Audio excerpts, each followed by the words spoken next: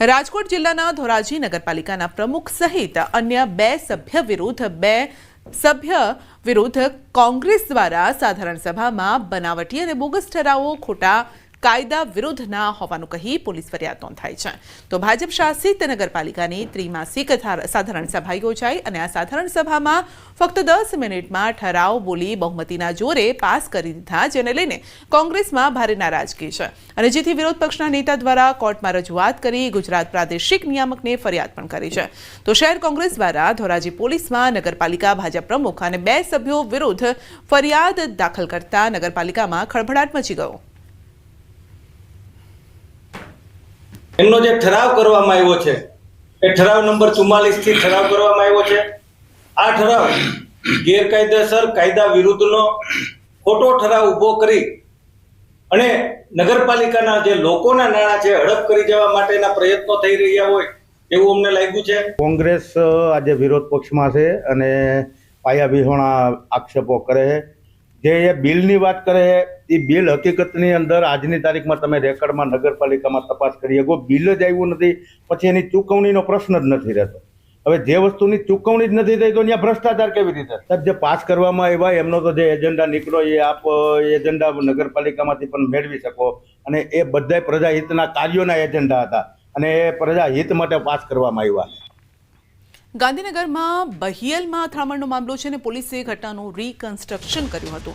આરોપીઓને સાથે રાખીને રીકન્સ્ટ્રક્શન કરવામાં આવ્યું હતું. તો પોસ્ટને લઈને બબાલ થઈ હતી અને આ બબાલ એટલી ઉગ્ર બની ગઈ કે મારામારી સુધી, આગ ચંપી સુધી અને પથ્થરમારા સુધી આવી ગઈ હતી. વધુ અપડેટ મેળવીશું સંવાદદાતા ઋત્વિજ પાસેથી. જી ઋત્વિજ, ઘટનાનું રીકન્સ્ટ્રક્શન કરાયું છે. હજી વાત કરીએ તો બેગેલ ગામની અંદર જે પ્રકારે બનાવ સામે આવ્યો હતો ત્યારબાદ એક પછી એક 60 જેટલા આરોપીઓની પોલીસે ધરપકડ કરી છે. આ તમામ આરોપીઓની સામે ગુનો દાખલ કર્યા બાદ પોલીસે હવે વધુ પૂછપરછ હાથ ધરી છે અને આજે જે આરોપીઓ છે તેને લઈને પોલીસ ઘટના સ્થળ પર પહોંચી હતી. ખાસ કરીને વાત કરીએ તો જે ટોળાએ કેટલીક દુકાનોમાં આગ લગાડી હતી, આ ઉપરાંત કેટલાક વાહનોમાં તોડફોડ કરી હતી. એટલે પોલીસ આ તમામ આરોપીઓને સાથે રાખીને જે જગ્યાએ આ આગ લગાડવાનો બનાવ બન્યો હતો, ઉપરાંત જે જગ્યાએ કારોના કાચ તોડ્યા હતા, પથ્થરમારો કરવામાં આવ્યો હતો, આ તમામ જગ્યાએ આરોપીઓને સાથે રાખીને પોલીસ દ્વારા જે ઘટનાસ્થળનું પંચનામું પણ કરવામાં આવ્યું છે.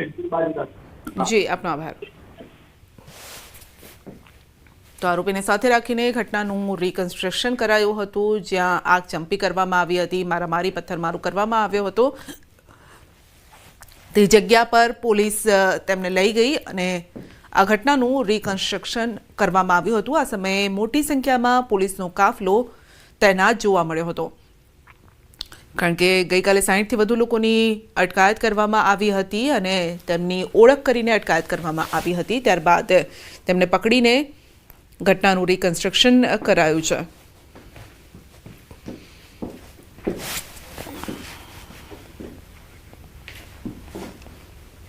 બુલેટિનમાં આગળ વધીશું નાનકડા બ્રેક બાદ.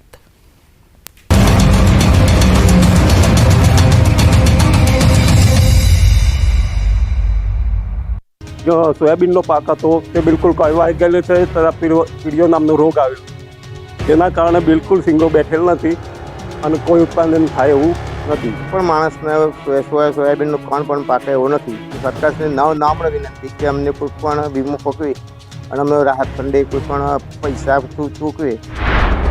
અરવલ્લીના મેઘરજના રેલાવાડા ગામે ખેડૂતો મુશ્કેલીમાં મુકાયા છે. વધુ વરસાદને કારણે 200 વીઘા કરતાં વધુ જમીનમાં કરેલ સોયાબીનનો પાક પાણીમાં ગરકાવ થયો, જેના કારણે ખેડૂતોને લાખોનું નુકસાન થવાની ભીતિ સેવાઈ રહી છે. ખેડૂતોએ સરકાર પાસે વળતરની માંગ કરવી છે. ચાલુ વર્ષે ચોમાસામાં શરૂઆતમાં વરસાદ આવ્યા બાદ વાવેતર કર્યું, જો કે આખરે ભારે વરસાદ થતાં ખેતરોમાં પાણી ભરાઈ ગયા. સોયાબીનના પાકને ભારે નુકસાન થયું, છોડ સંપૂર્ણપણે પીળો પડી ગયો. આ પીડિયાનો રોગ લાગુ પડતા હવે સોયાબીન બિલકુલ ના પાકી શકે તેવી સ્થિતિ છે. ત્યારે ખેડૂતોને લાખોનું નુકસાન વેઠવાનો વારો આવ્યો છે. ત્યારે ખેડૂતોએ તંત્ર પાસે કુદરતના પ્રકોપના ભોગ બનેલા ખેડૂતોને વળતર આપે તેવી માંગ કરી છે. રાજકોટના ઉપલેટા પાસેનો મોજ નદી પરના કોઝવેના સમારકામની માંગ ઉઠી છે. મોજ ડેમ ઓવરફ્લો થવાથી છેલ્લા 20 દિવસથી નદી ઉપરનો કોઝવે તૂટી ગયો છે અને કોઝવેનો રસ્તો બંધ કરાતા 4-5 ગામના લોકોને 12 કિલોમીટર ફરીને જવું પડી રહ્યું છે. વળી કેટલાકને આ તૂટેલા કોઝવે પરથી નદીના પ્રવાહમાં જીવના જોખમે પ્રવાસ કરવા મજબૂર બનવું પડે છે. સ્થાનિકોની માંગ છે કે વરસાદે વિરામ લીધો છે અને તેથી આ કોઝવેનું તાત્કાલિક સમારકામ થાય.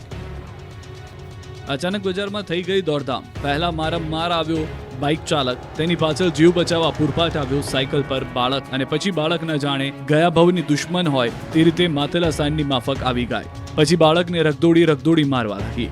રૂવાડા ઉભા થઈ જાય તેવા પશુના હિચકારી હુમલાના દ્રશ્યો હિંમતનગરના છે. શહેરના સહકારી જીન નજીક આવેલા કર્ણાવતી અને શ્રીધરણ સોસાયટીની વચ્ચે એક બાળક પર ગાયે એવો હુમલો કર્યો કે બાળકનો જીવ જતા રહી ગયો.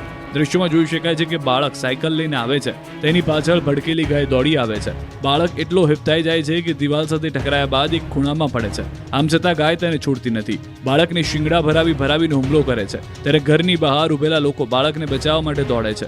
શેરીમાં ઉભેલા શખ્સો પણ બાળકને છોડાવવા માટે લાકડી લઈને આવે છે, પરંતુ ગાય જાણે બાળકનો જીવ લેવા માંગતી હોય તેમ બાળકને ઝાડમાંથી છોડતી નથી. આમ છતાં એક ભાઈ લાકડી લઈને મારતા ગાય દૂર જતા એક ઘરમાં બાળકને ખેંચી લીધો, તો પણ બાળકને મારવા માટે ઘરમાં ઘૂસવાનો પ્રયાસ કરતી હતી ગાય.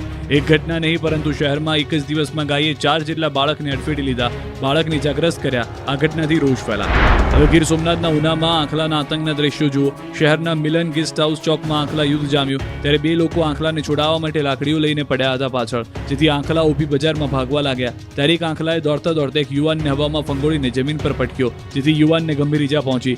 યુવકને માથાના ભાગે ગંભીર ઈજા થતા ઘટના સ્થળ પર બેભાન થયો. બીજી તરફ ધોરાજીમાં આંખલા યુદ્ધ જામ્યું. સોની બજારમાં 2 આંખલા વચ્ચે યુદ્ધ જામ્યું. સોની બજારમાં 2 આંખલાઓ ખાબડી પડ્યા હતા, જેમાં રિક્ષા ચાલકનો આબાદ બચાવ થયો. આંખલા એવા બાકડ્યા કે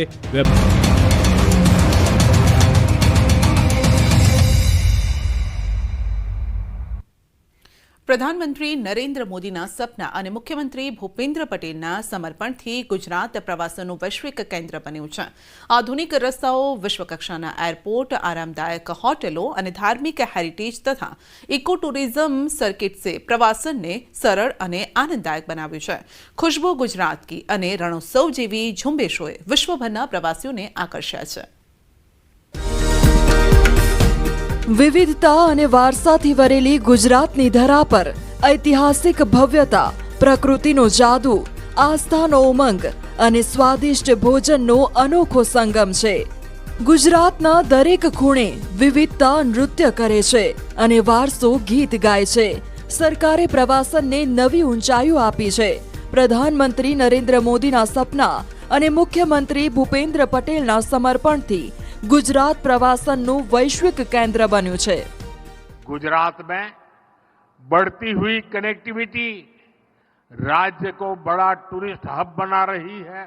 आज अहमदाबाद शहर, रानी की वाव, चांपानेर और धौलावीरा वर्ल्ड हेरिटेज बन चुके हैं.